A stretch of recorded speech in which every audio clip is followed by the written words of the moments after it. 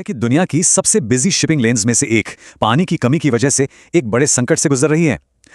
आज हम कुछ ऐसे ही जरूरी ज्योग्राफिकल लोकेशंस को समझने की कोशिश करेंगे जो करंट अफेयर्स और हाँ, यूपीएससी परीक्षा के लिहाज से बहुत बहुत जरूरी हैं। तो इन सभी जगहों में कॉमन क्या है? देखिए, ये सब के सब स्ट्रैटेजिक चोक पॉइंट्स हैं, मतलब ऐसे पतले रास्ते जहां से दुनिया का ज्यादातर ट्रेड होता है। ये हमारी जीवन रेखाएं भी हैं, जैसे वो नदियां जो करोड़ों लोगों की जिंदगी चलाती हैं। और हाँ, ये जियोपॉलिटिकल हॉटस्पॉट्स भी हैं जहां देशों के इंटरेस्ट आपस में टकराते हैं। और सिविल सर्विसेज एग्जाम के लिए इन सब की गहरी समझ होना तो मतलब अनिवार्य है।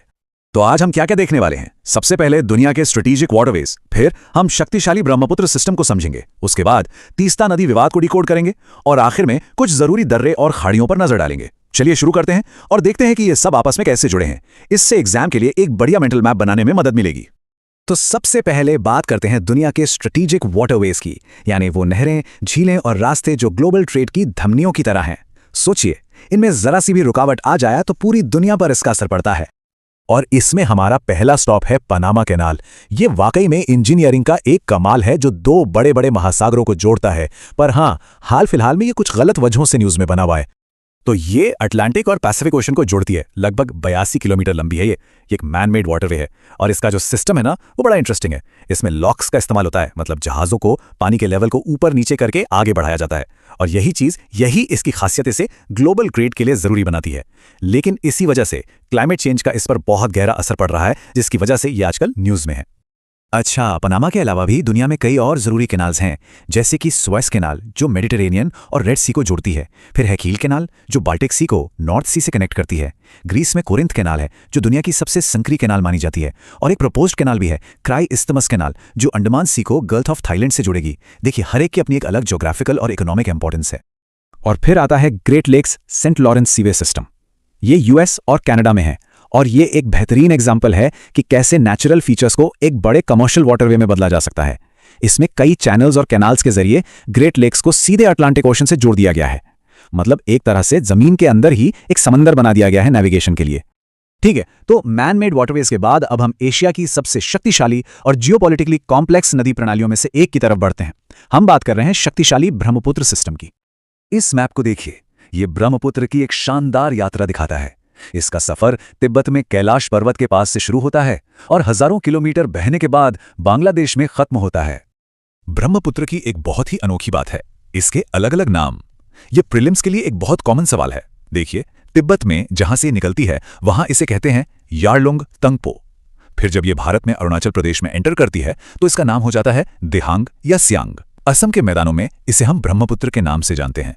और आखिर में जब ये बांग्लादेश में जाती है तो इसे जमुना कहा जाता है। एक ही नदी, चार नाम। ये सिर्फ नाम नहीं, बल्कि ये दिखाते हैं कि ये कितने अलग अलग कल्चर और लैंडस्केप से होकर गुजरती है। और सोचिए जरा, ये नदी इतनी विशाल है कि ये दुनिया का सबसे बड़ा नदी द्वीप बनाती है। माजुली, ये असम में है और ये फैक्ट यूपीएससी के एग्जाम में कई बार पूछा जा चुका है, तो ये याद रखना बहुत जरूरी है।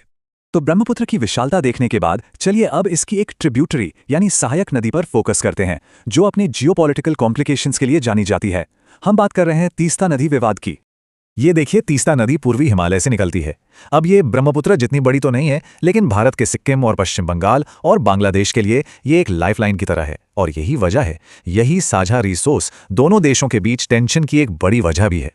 इसकी कहानी को समझना भी जरूरी है। देखिए, 1983 में एक एडहॉक एग्रीमेंट हुआ था जिसमें पानी का बंटवारा कुछ इस तरह था, 37.5% बांग्लादेश को और 42.5% भारत को। फिर 2011 में एक नया एग्रीमेंट ड्राफ्ट हुआ, लेकिन उस पर सहमति नहीं बन पाई, मामला वहीं अटक गया। और अब इस पूरे सीन में चीन की एंट्री हो रही है, जो बांग्लादेश में तीस्ता नदी पर एक मैनेजमेंट प्रोजेक्ट में इन्वॉल्व हो सकता है। इससे यह पूरा मामला और भी ज्यादा कॉम्प्लेक्स हो गया है। चलिए नदियों से आगे बढ़कर अब जमीन और समंदर के कुछ स्ट्रैटेजिक गेटवेज की बात करते हैं, यानी वो जरूरी दर्रे और खाड़ियां जो रीजनल कनेक्टिविटी और सिक्योरिटी को तय करते हैं। ये जो आप देख रहे हैं, ये है पांगसो पास। ये पटकाई हिल्स में भारत म्यांमार बॉर्डर पर है और ये सिर्फ एक पहाड़ी रास्ता नहीं है, बल्कि सदियों से व्यापार और कल्चरल एक्सचेंज का एक अहम रूट रहा है। इसकी लोकेशन है भारत म्यांमार बॉर्डर पर पटकाई हिल्स में। इसका ऐतिहासिक महत्व इसलिए है क्योंकि मशहूर स्टिलवेल रोड यहीं से गुजरती है और यहाँ एक कल्चरल इवेंट भी होता है, पांगसो पास इंटरनेशनल फेस्टिवल। तो ये हमें याद दिलाता है कि बॉर्डर सिर्फ लकीरें नहीं होती, वो कल्चरल एक्सचेंज के पॉइंट भी होते हैं। अच्छा, अब जमीन से समंदर की तरफ चलते हैं और नजर डालते हैं गल्फ ऑफ मेक्सिको पर।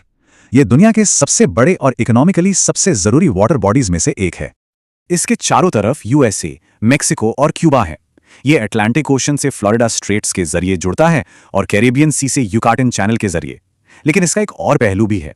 यहाँ का बढ़ता तापमान और मरीन डेड जोन्स एक बड़ी एनवायरमेंटल चिंता का विषय है। तो ये एक परफेक्ट एग्जाम्पल है कि कैसे एक जगह रिसोर्स, ट्रेड और एनवायरमेंटल चैलेंजेस का एक कॉम्प्लेक्स हब बन सकती है।